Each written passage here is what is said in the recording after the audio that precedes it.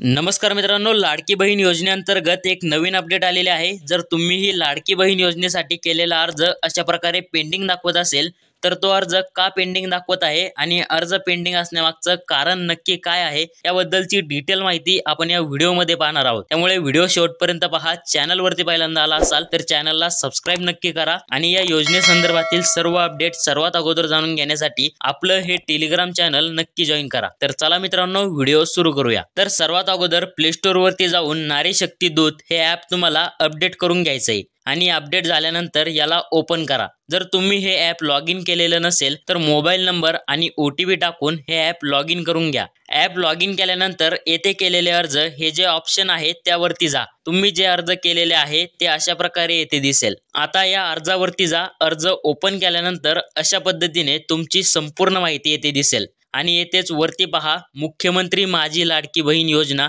In pending to submit असं या निळ्या बॉक्समध्ये दिसत आहे। याचा अर्थ असा होतो की तुम्ही जो अर्ज केलाय या अर्जाची पहिली पायरी असते ती म्हणजे अर्ज समोर जाण्याची, ती अजून पूर्ण झालेली नाही। अर्ज पेंडिंग आहे म्हणजे तुमचा अर्ज अजून समोर गेलाच नाही। लक्षात ठेवा, आतापर्यंत 1 कोटी महिलांनी या योजनेसाठी अर्ज केलाय, त्यामुळे थोडा वेळ तर नक्कीच लागणार आहे। यात तुमची काहीही चूक नाही, त्यामुळे घाबरू नका। तुमच्या मनात काही शंका असेल तर नक्की कमेंट करून विचारा, त्यावरती सोल्युशन तुम्हाला 100% मिळेल। आणि या योजनेसंदर्भातील सर्व अपडेट जाणून घेण्यासाठी आपलं चॅनल नक्की सबस्क्राइब करा। धन्यवाद।